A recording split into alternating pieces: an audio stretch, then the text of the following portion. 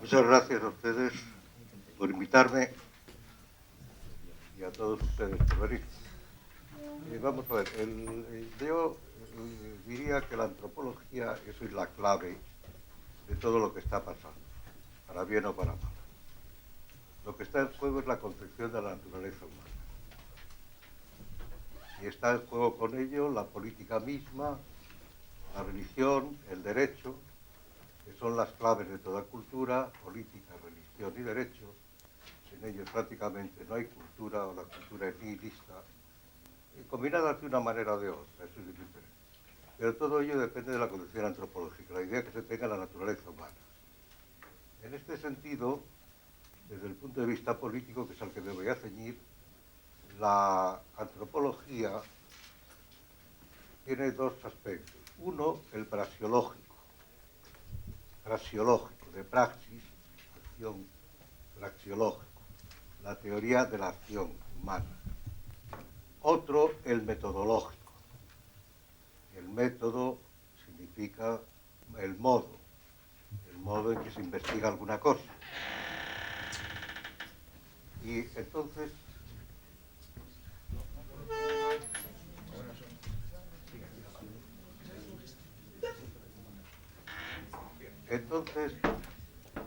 durante bastante tiempo, lo que predominó fue la teoría de la acción, la praxeología.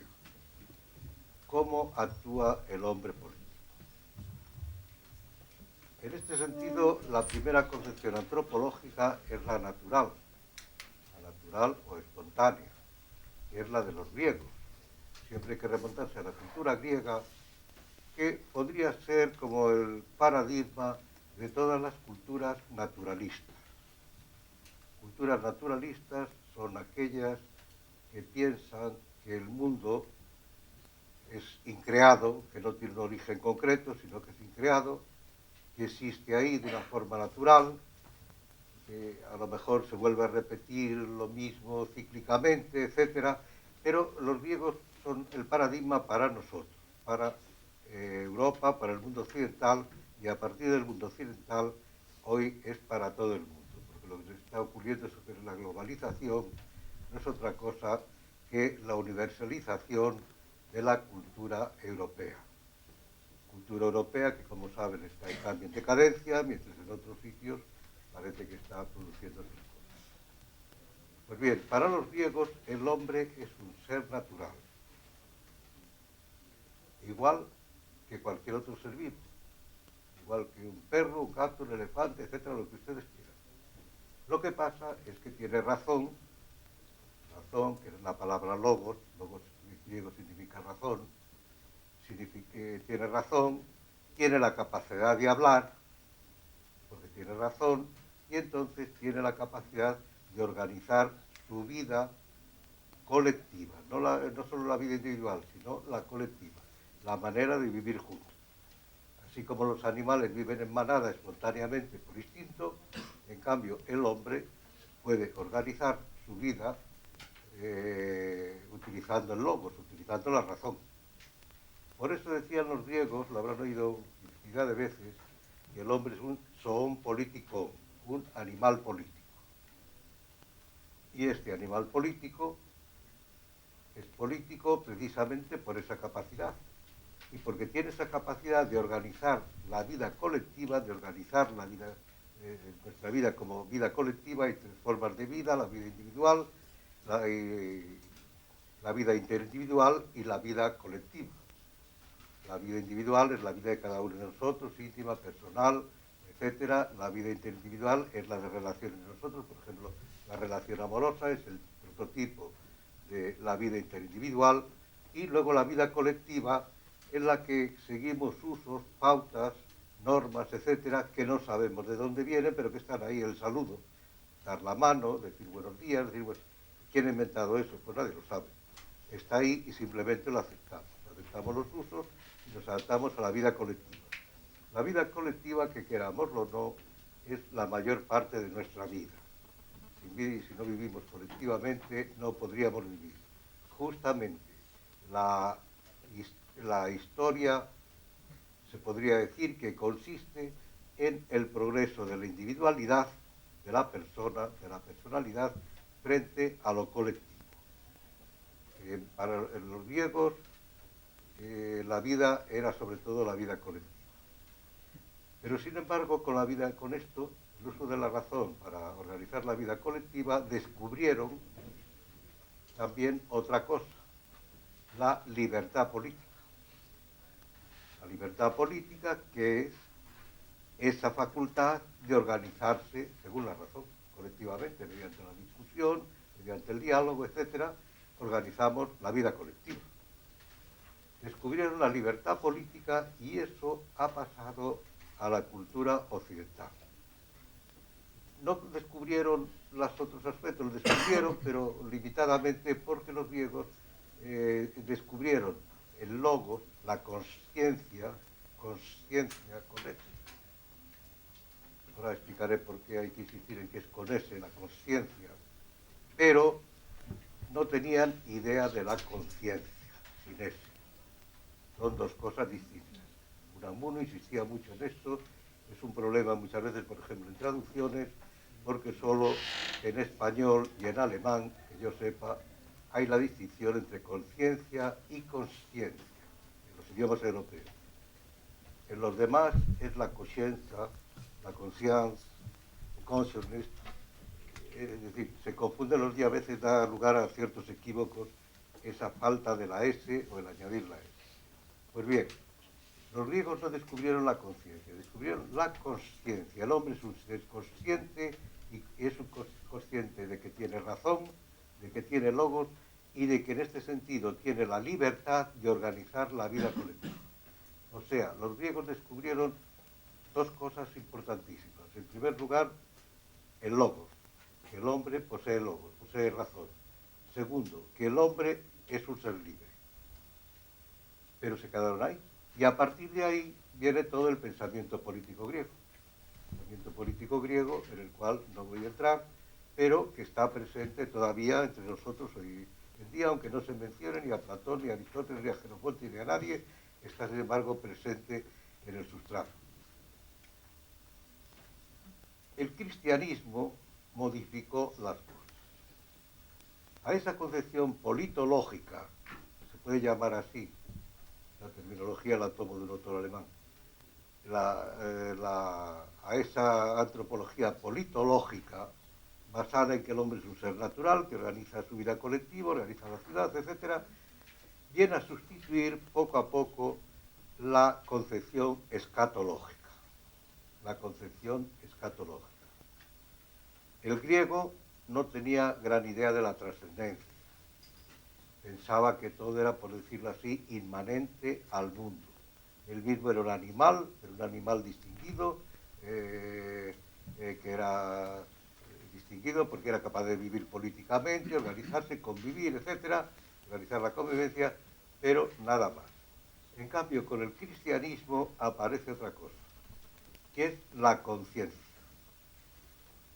Los griegos descubren la conciencia, caen en la cuenta de que el hombre es un ser consciente, y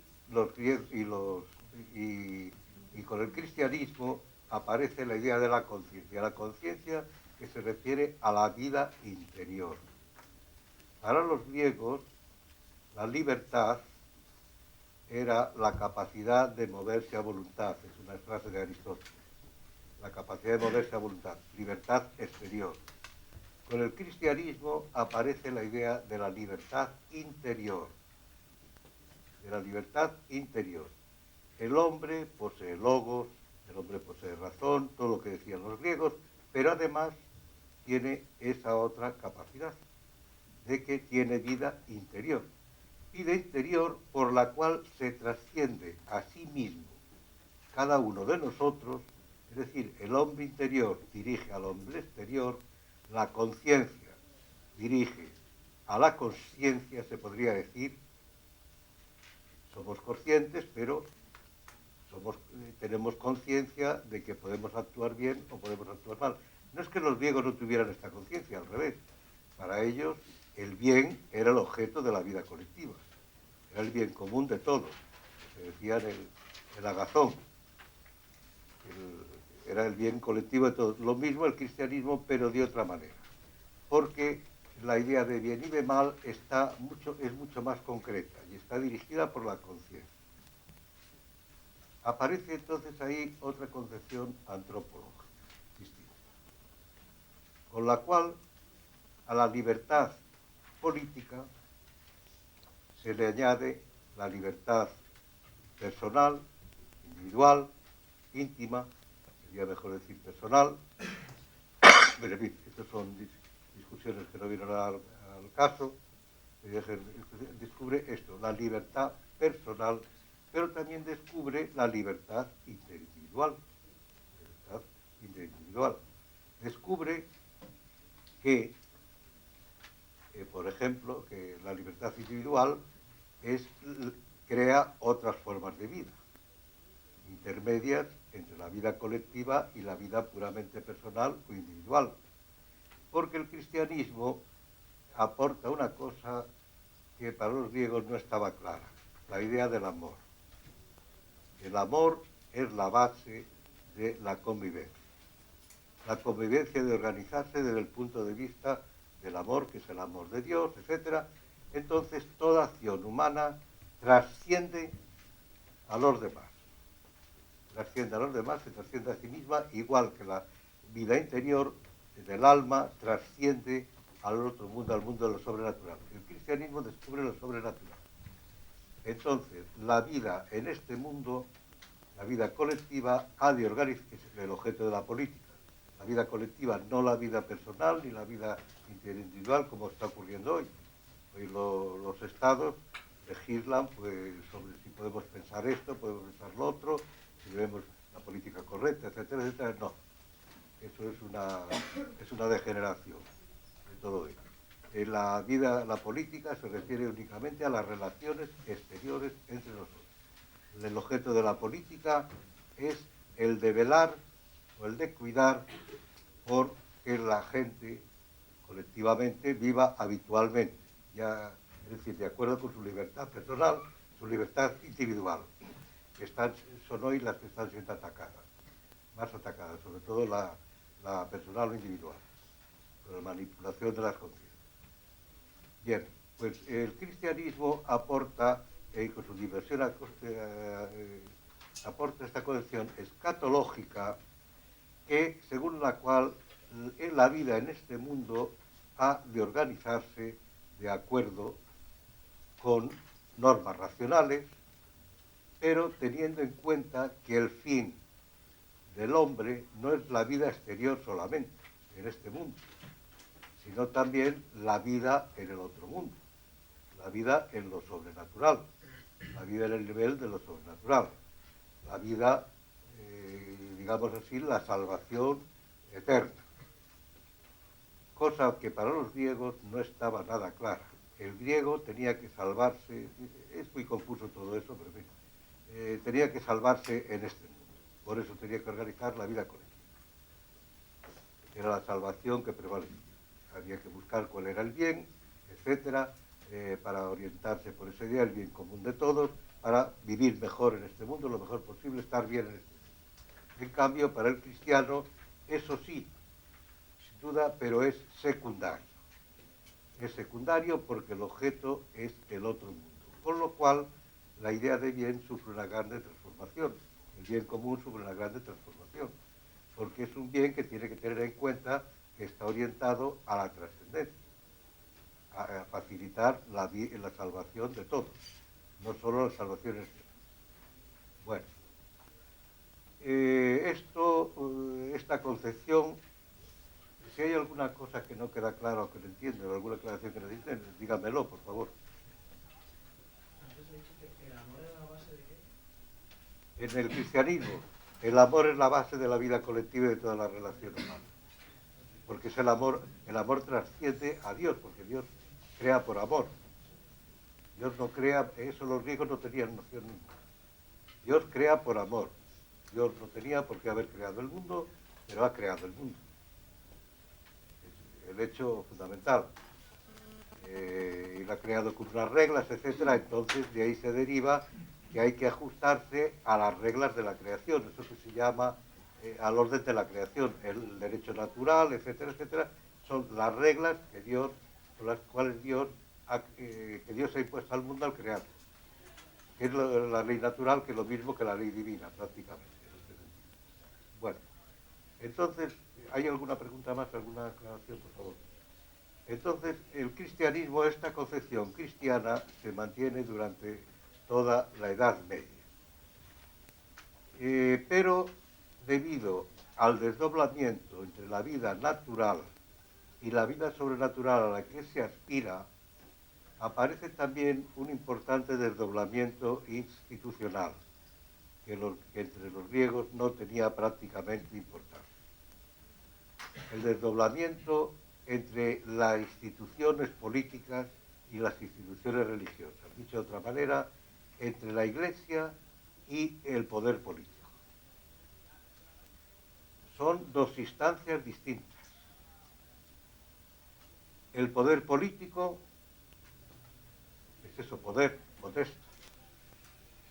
La Iglesia tiene autoritas, autoridad.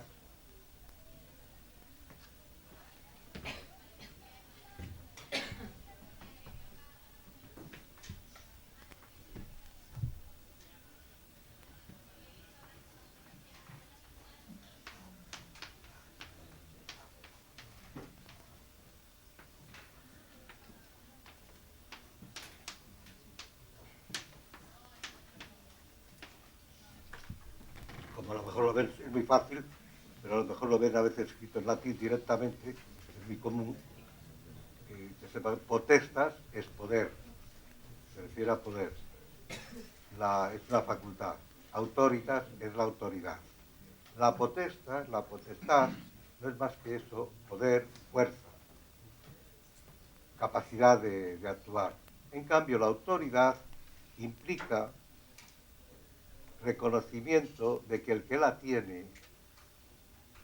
tiene porque tiene saber. Por ejemplo, los jueces, se habla del poder judicial y van a estudiar ustedes a lo largo de su carrera de derecho varias veces, bueno, todo lo relativo con el derecho, con los jueces, etc.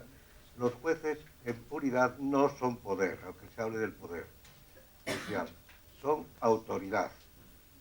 Alguien es juez porque se reconoce que sabe derecho. Entonces, como se reconoce que sabe derecho, pues se le reconoce la capacidad de sentenciar. Y la potestad, el poder político, se limita a hacer que se cumplan las sentencias judiciales. El juez no coacciona a nadie, simplemente sentencia. Sentium dire, sentenciar, sentium dire, decir el derecho. Lo que se siente que es el derecho. Hay una diferencia entre judicare y jurisdicción, pero bueno, otra persona. Entonces, el juez simplemente tiene autoridad. Pues bien, eso es lo que ocurre cuando se desdobla. También entre los griegos había autoridad, pero la autoridad le correspondía a la naturaleza.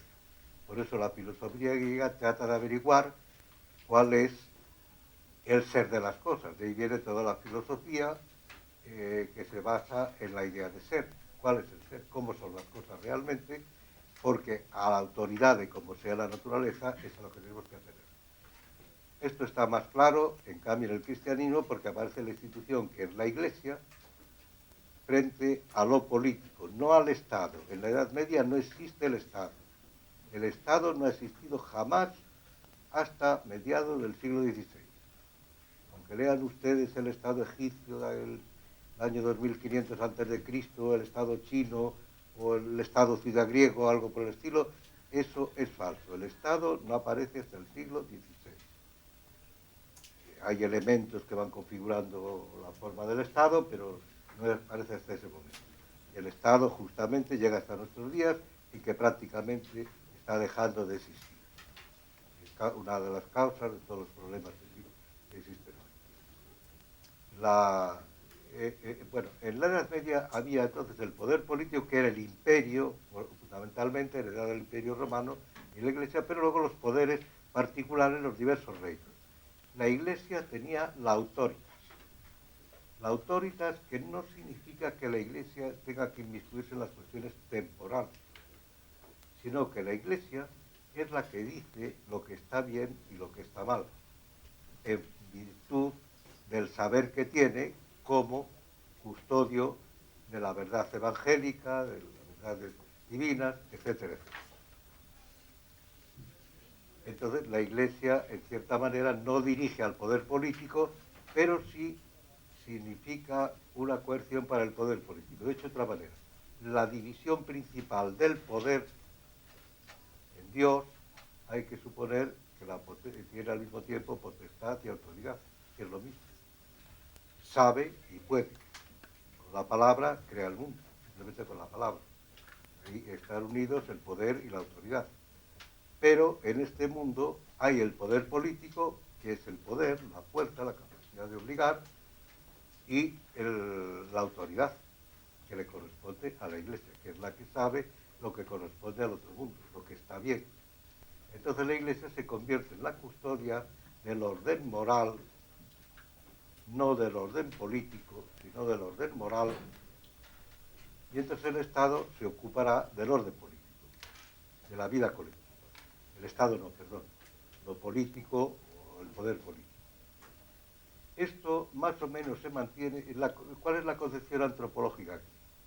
Exactamente. La concepción antropológica consiste en que el hombre no es infalible, no lo sabe todo, sino que el hombre es un ser falible. El hombre es un ser, además de falible, que puede inclinarse al mal. ¿Por qué? Porque tiene libertad. Porque no solo tiene libertad política, sino que tiene libertad personal, libertad interpersonal y además de la libertad política. Entonces, en el uso de la libertad, el hombre puede hacer el bien y el mal. De ahí la necesidad del gobierno, de ahí la necesidad del poder político, pero también de que alguien diga qué es lo que está bien y lo que está mal. Entre los griegos ocurría esto también, pero de otra manera. Entre los griegos, el hombre simplemente pues, o seguía por los hábitos, suponiendo que los hábitos o las costumbres son los buenos, es decir, por las virtudes, o hay un pensador, Platón, que decía un poco lo contrario, esto es lo que decía Aristóteles, que las virtudes dependen del conocimiento. El que conoce la verdad, por eso la filosofía, será virtuoso, o podrá ser virtuoso. El que no conoce la verdad no será virtuoso. Bueno, la posición más correcta es la de Aristóteles, de que los hábitos, las costumbres, son la guía de la vida. La virtud es, entre los griegos, entonces, en la posición politológica, el ideal del hombre político, el ideal de la vida política, que los hombres sean virtuosos. Pero en este sentido de las costumbres. En el cristianismo, lo mismo. La virtud es fundamental. Sin virtud no puede haber vida colectiva. No puede haber vida colectiva porque el hombre, hay que reconocer que puede inclinarse al mal, que puede ser egoísta, que puede corromperse, etcétera, y persigue su propio bien. El poder político puede perseguir su propio bien, y lo mismo el hombre individual, etcétera. Entonces hace falta por eso que el poder político, el gobierno, vele para evitar que los hombres se dañen entre sí o se perjudiquen entre sí. ¿Y cómo lo hace? No lo hace directamente, sino, acabamos de hablar de los jueces, a través del derecho. El poder político, su función es guardar el derecho, porque el derecho surge de la realidad social. Hoy estamos acostumbrados, y van ustedes a estudiar, yo casi diría a padecer, a lo largo de la carrera, un sinfín de leyes inventadas, que pueden ser derecho, pueden no ser derecho, pero el derecho no es una invención del legislador, o no debe de ser, como es hoy, sino que el derecho surge de la realidad social. ¿Cómo surge? Igual que la política. La política entre los griegos aparece también porque hay conflictos. En el cristianismo, la política, el gobierno es necesario porque hay conflictos.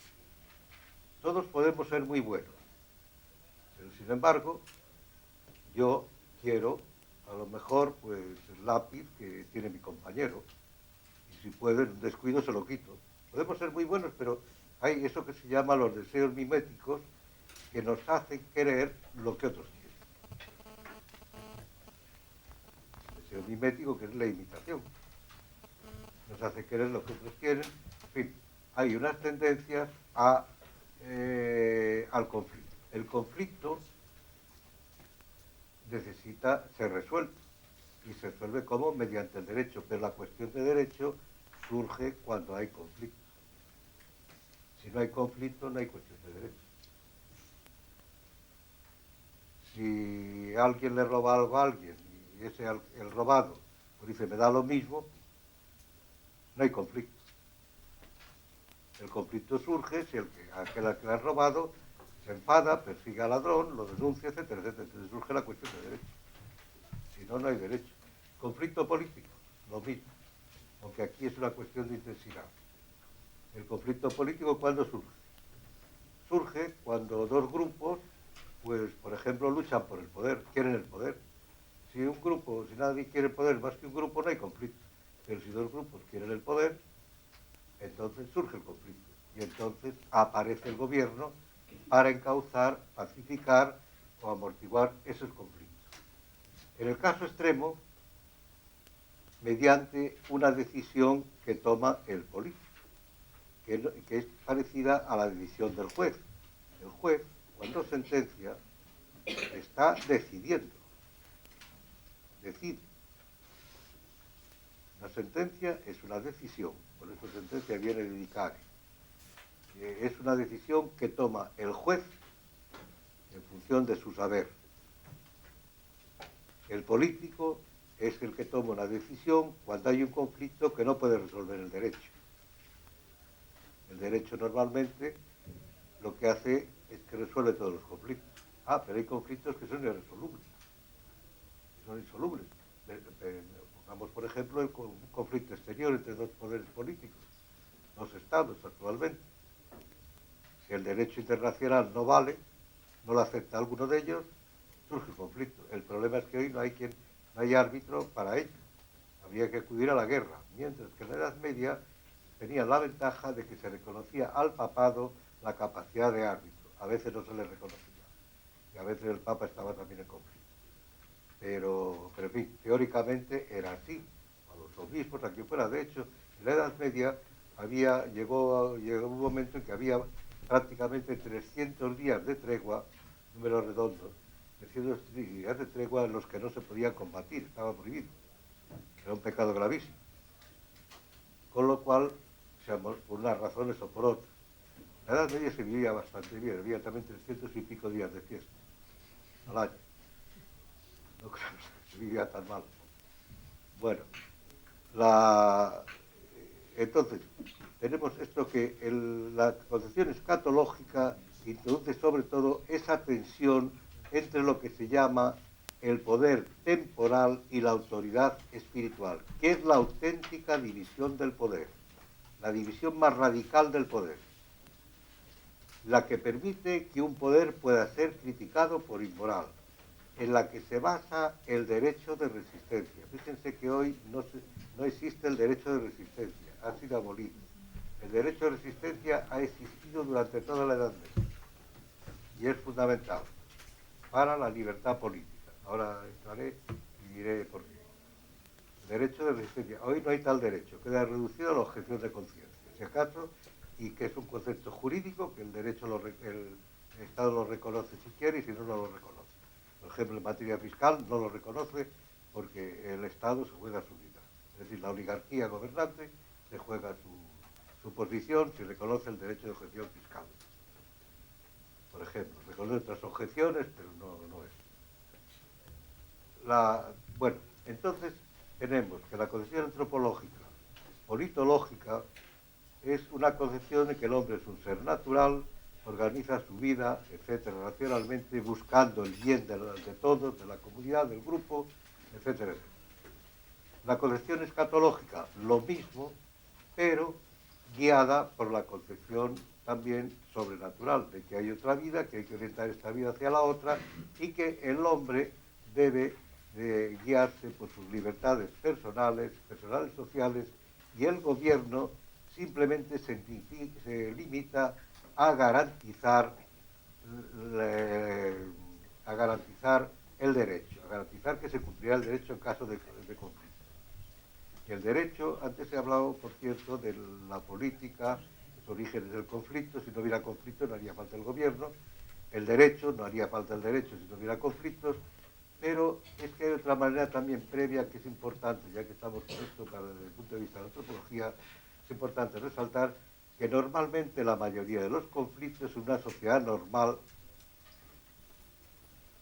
si digo normal, habría que ver que es normal, pero en fin, en una sociedad normal, para abreviar, se resuelven mediante la cortesía. Nosotros, ustedes seguramente hoy tendrán en todo el día varios conflictos. Si nos ponemos a ver, pues simplemente discutiendo pues por dónde vamos, por qué calle vamos a casa, por esta, por la otra, conflicto mínimo. Bueno, la cortesía pues nos indica que cedamos. Si vamos con un amigo, una amiga, cedamos y no hay problema ninguno. El saludo, las normas de cortesía, que son fundamentales. Una sociedad está en crisis cuando se pierden las formas de trato, cuando no existen formas de trato. El saludo es fundamental, por ejemplo. Que eso matiza. Si yo saludo a alguien, le doy la mano, hay una relación que no es ya de hostilidad, sino, no de amistad tampoco, pero bueno, una relación pacífica, no ocurre nada, para empezar así. Pero luego, las discusiones, pues la cortesía, es la que lo resuelve generalmente. Queremos ir al cine, unos quieren ir al cine y otros no. Bueno, pues se discute y tal, pero luego no, nadie acude al juez para que diga, pues sí, vamos al cine, vamos a hacer esto, vamos a hacer lo otro. Y tampoco se plantea un problema político, sino que la cortesía, derecho y política son los medios de resolver los conflictos. Una sociedad en la que hay muchos problemas, mucha actividad, los jueces desempeñan una gran actividad, es una sociedad poco sana, porque no puede resolver los conflictos por sí misma mediante la cortesía. Y si ya tiene que intervenir la política, es una sociedad que está enferma.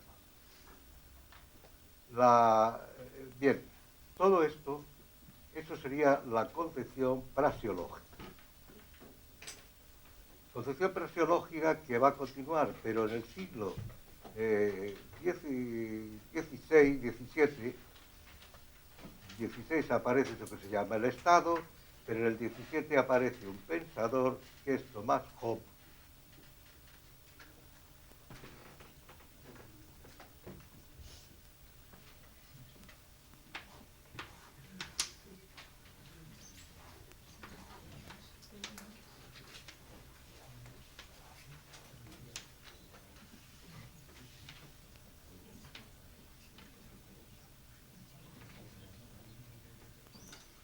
Thomas Hobbes, que hace la teoría del Estado.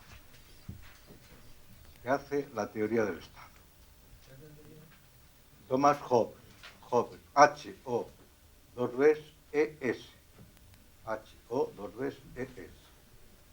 que hace la teoría del Estado. Del Estado había hablado Maquiavelo, pero el Estado lo consideraba un instrumento de poder. Él hace una teoría del Estado, inventa el Estado, es decir, crea el mito del Estado. El Estado es un mito, es el mayor de los mitos modernos. Inventa también la sociedad, que es otro de los grandes mitos. Antes, la sociedad en lugar del pueblo, el Estado en lugar del gobierno. El gobierno es la institución natural de lo político. El gobierno es el kibernéticos, es una palabra griega que significa timonel, es el timonel que dirige pues la vida colectiva, simplemente. En cambio, el Estado pone a un lado la sociedad, el mundo de la vida individual, etc., y a otro lado el Estado, a cuyas normas tiene que plegarse todo. Él garantiza el derecho en la sociedad pero a cambio de cederle al Estado la libertad política. ¿Y esto por qué? Por la nueva concepción antropológica. Si entre los griegos el hombre es bueno, pero tiende a la demasía, a la ibris, la palabra ibris, que a lo mejor viene escrita muchas veces, se suele escribir, si es escribiendo el griego, con H-U, una U con acento, B, R, I, S, o a veces en vez de la U es una Y, se escribe como una Y, la ibris, significa demasía, exceso, etc. Por eso para los griegos la idea de virtud es la media, está en medio de los extremos, no la ibris. Eso era la demasía, el exceso, porque es un desorden. El pecado es un desorden respecto a la naturaleza del hombre. Para ellos era un exceso. Lo mismo prácticamente para el cristiano, pero con la diferencia de que en el cristianismo cuenta también la intención. La intención, porque está pensando en la otra vida. No es lo mismo tener una intención buena al hacer algo, aunque sea excesivo, que hacerlo con la intención mala. Aunque también hay el refrán ese que conocerán ustedes, de que de buenas intenciones está lleno el infierno. Pero, en principio, es así. La intención es fundamental. Para el hombre es pecaminoso y entonces por esto tiene que haber gobierno, tiene que existir el derecho, etc. En cambio, pero no es malo, el hombre es un ser bueno como todo lo creado. Olvidé decir eso, en el cristianismo el hombre es un ser bueno como todo lo creado es bueno. Otra cosa es que el hombre tenga inclinación al mal por el pecado original. Bueno, pues Job hace una cosa para justificar el Estado. Job vive en un momento en que existe la guerra civil en toda Europa, por razones religiosas, y en Inglaterra sobre todo, y quiere poner remedio a la guerra civil, acabar con ella si es posible. La guerra civil, que es la más dura de todas las guerras, no otra guerra, porque en una guerra civil, por ejemplo, si estamos movilizados, estamos en el frente, pues puede cabernos dudas de si el que está con nosotros, dicho gráficamente, tirando tiros a los contrarios, a lo mejor no piensa como yo, piensa como los otros, pero lo ha tocado en mi bando y no tiene más remedio. Con lo cual, la desconfianza es total y además los abusos, etcétera, etcétera, es la peor de todas las guerras, la guerra civil. Bueno, pues entonces quiere acabar con la guerra civil. Y para acabar con la guerra civil inventa el Estado, el mito del Estado, que él llama el Leviatán, el gran Leviatán, y que le llama además el Dios mortal. El Dios mortal. Pero ¿cómo justifica esta creación?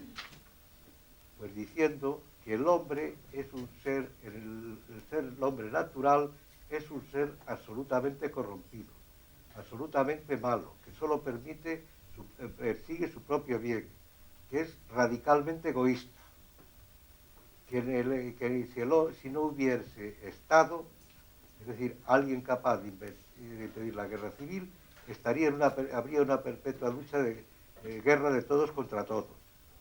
El Estado sería el que podría poner conflicto y hacer imposible la guerra civil. La guerra de todos contra todos. Es decir, si los griegos tenían la concepción de la naturaleza humana, es como es, puede hacer el mal, porque tiende al exceso, etc. Hay que buscar el término medio, corregirlo mediante la virtud, la acción humana. Para el cristianismo, el hombre es un ser bueno, pero debido a su libertad puede inclinarse al mal, tiene deseos miméticos, como dice el 10º mandamiento, por ejemplo, etc. Entonces hay que prevenir esto y tiene que existir un gobierno que se ocupe de ello, jueces, etcétera, derecho y demás. Hobbes parte de que el hombre es un ser radicalmente malo, absolutamente malo. Detrás está la concepción protestante. Y es importante señalarlo. se pasa por alto muchas veces. Porque Lutero, que es el padre del protestantismo, había dicho, por ejemplo, que Differnum sine jure, la razón es una prostituta. La razón nos engaña, la razón corrompe todo. El hombre es un ser malo. Es más, llegó a decir, si el gobernante, en motivo de unas luchas que hubo en Alemania y demás, pero llegó a decir, si el gobernante es bueno, es porque Dios se lo ha dado, porque el pueblo se lo ha merecido. Si el gobernante es malo, es porque Dios, para castigar al pueblo, le ha dado un gobernante malo porque el pueblo es malo. Es la concepción protestante la que está detrás. Digo esto porque a veces se dice que la libertad moderna, etcétera, todo eso es de origen gracias al protestantismo. No es verdad. El protestantismo insiste en la libertad interior, en el crecimiento de la libertad exterior, que deja su albedrío, etcétera, pero no es verdad. Porque el protestantismo parte de esta concepción antropológica, de que la razón está corrompida, corrompe todo, y que el hombre, dejado a sí mismo, es malo, la vida colectiva sería negativa, etc. Hobbes, en cierta manera, no hace más, estoy simplificando mucho, no hace más que trasladar esta concepción protestante al Estado. Y entonces se inventa el Estado. El hombre es absolutamente malo. Y entonces necesita un poder fuerte que le someta. Necesita el Estado al cual entrega su libertad política, aquello que habían descubierto los griegos, a cambio de que proteja las libertades personales y las libertades sociales, o las libertades individuales, sociales o individuales o civiles, que proteja estas libertades. Con ello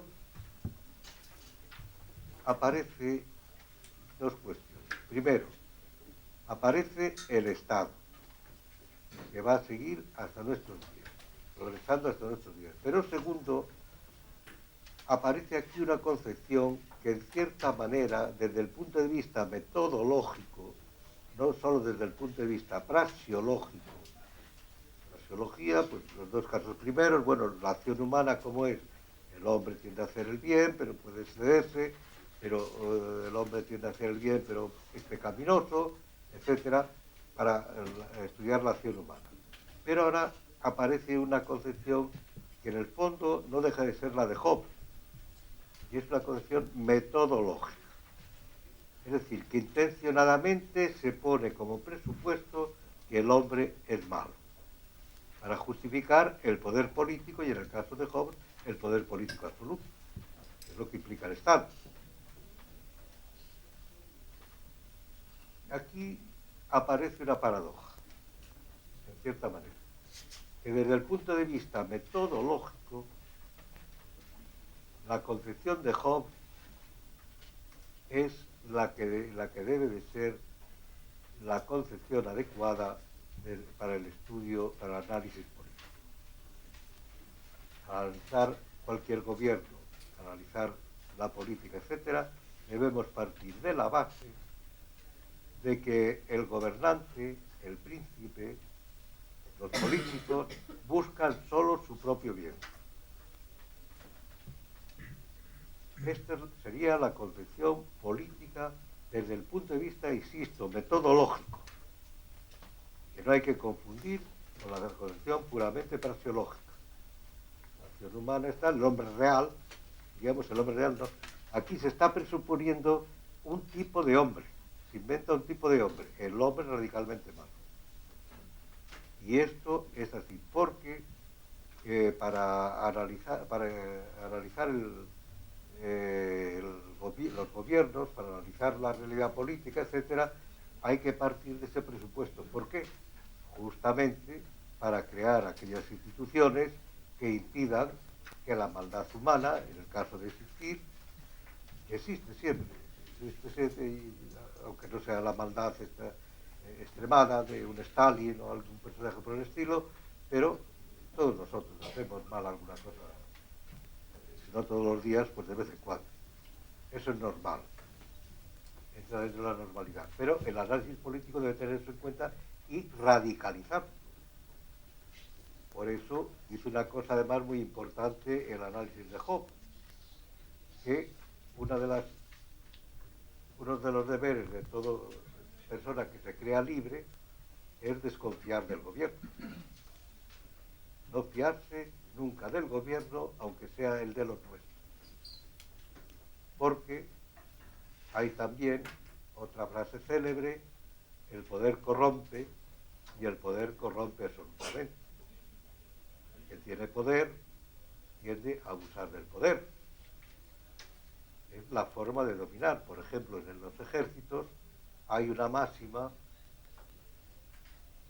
no escrita generalmente, que es que el que manda debe abusar del mando, o debe tender a abusar del mando, porque es la manera de que se nota que manda, se le reconozca la capacidad de mandar. Y es verdad, quien no manda deja de ser obedecido. Quien cede una vez y otra vez y otra vez a todo, pues nadie le hace caso, no se lo obedece. El que tiene poder tiene que usarlo, y el poder no es malo. La frase esa que he citado, que es de Sadon Inglés, Lord Acton, es una carta a un obispo comentando una cosa que luego se ha extrapolado y se ha exagerado. El poder corrompe y el poder absoluto corrompe. El poder absoluto tiende a corromper absolutamente, pero no necesariamente. El poder en sí mismo no es malo. El poder es el poder de Dios, por tanto el poder no es malo. Con su poder Dios crea todo, y todo lo creado es bueno. Otra cosa es que debido al pecado original, pues la gente, los hombres se inclinan al mal, etcétera, busquen su bien personal y demás. Pero el hombre no es un ser malo. Esto es en esa idea, pero fíjense que en esa idea de que el hombre es absolutamente malo, descansa el Estado, no el gobierno. Antes de existir el Estado, lo que existía era el gobierno. El gobierno es la institución propia de lo político. Siempre la institución es el gobierno. Será de un tipo, será del otro. Bueno, malo, regular. Es el gobierno. No tiene un aparato como el Estado, porque el Estado es una máquina. Ahora, con el Estado aparece otra cosa. Si anteriormente jamás se había considerado el miedo como el fundamento del poder, incluido el poder del juez, ahora aparece el miedo como fundamento del poder. Es más, el derecho, esto lo estudiarán ustedes a lo largo de su... ¿Es la hora? Uy. 5 minutos. Bueno, si puede concluir en... Bueno, lo estudiarán a lo largo de su carrera. El derecho no tiene carácter coactivo, el derecho no es coactivo. Sin embargo, ha quedado impreso, la legislación se diferencia en eso del derecho, en que las leyes de la legislación, no del derecho, son coactivas, llevan implicada la coacción. Ni el poder político se funda en el miedo, ni el derecho se funda en la coacción. Pero, sin embargo, debido al Estado ocurre así. Bueno, pasamos a la otra concepción, me he entretenido, que es la concepción. Hay una concepción que deriva en parte de Hobbes, voy a pasarla por alto, me parece que tienen los textos, de todas maneras se lo van a dar, pueden ver ahí la falibilista, que en parte es la cristiana, pero insiste más bien que en el hecho del pecado, en el aspecto moral, en el aspecto del error, en el aspecto del conocimiento. El hombre se equivoca, por tanto, necesita el gobierno, etc. Dice lo mismo que la concepción cristiana, pero con una variante, y que es que entonces, ¿cuál es lo que puede resolver todo? La opinión. Y esa concepción acaba haciendo de la opinión la fuente de la verdad. Ese es el problema de la concepción falibilista, porque la opinión no puede ser la fuente de la verdad. La verdad existe en sí misma y no depende de que nosotros queramos o no queramos que algo sea verdad o nos guste o no.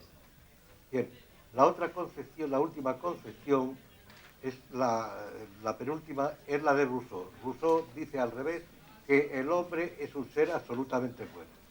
Como es un ser absolutamente bueno, prácticamente haría el gobierno, podemos gobernarnos. Y luego queda la última concepción, quería haber entrado más en ella, pero se me dio el santo al cielo, que es la concepción que tiende hoy a predominar, según la cual no existe una naturaleza humana, ni buena ni mala. El hombre es un ser construido por la cultura, podemos construirlo. Y esto es una concepción puramente ideológica, que no tiene más fundamento que una ideología, la ideología que busca la sociedad perfecta.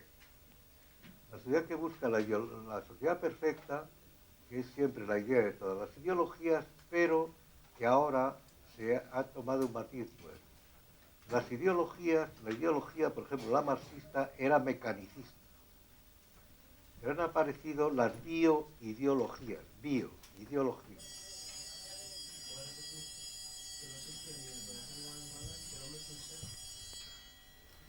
Perdón. Que el hombre es un ser que, lo último que ha dicho, o sea, que no existía ni naturaleza buena ni mala, que el hombre era Que el hombre es un ser construido, será eso. Es decir, que el hombre es un producto de la cultura. Entonces, habrá que manipular la cultura para hacer el hombre perfecto. Es una forma de la ideología, pero ahora insiste parte de la vida biológica. Hay que manipular la biología.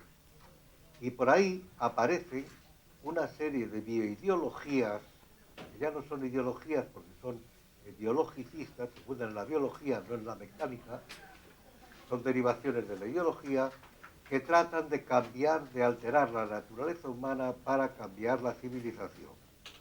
Lo dijo, por ejemplo, el otro día una ministra francesa, con motivo de la discusión que hay sobre el matrimonio homosexual. Se trata de cambiar la civilización. Ideologías que las principales son la feminista, la igualdad de los sexos. La feminista tiene una justificación, pero no el feminismo como ideología, que quiere que el ideal en el fondo es el andrógeno, la abolición de la diferencia entre los sexos. Hay otra que es la ecologista, que es más peligrosa quizá que la otra, por otras razones, que quiere, incluso hay quien llega a pensar que hay que reducir la población del mundo a 1.000 millones de personas para que la naturaleza viva tranquilamente, sin darse cuenta que la naturaleza evoluciona también. Y hay otra concepción, aparte de esta, que es la concepción, podríamos llamar transhumanista, poshumanista o poshumanista, que es la de construir mecánicamente al hombre. Todos esos ahí es lo que se llama hoy el transhumanismo, que tiene una gran aceptación teórica, más que otra cosa, afortunadamente, pero que con la clonación, con todos esos medios de manipular la naturaleza humana, pretende incluso que el hombre sea inmortal, etcétera, etcétera. Lo siento, pero he tenido que terminar de prisa. Muchas gracias.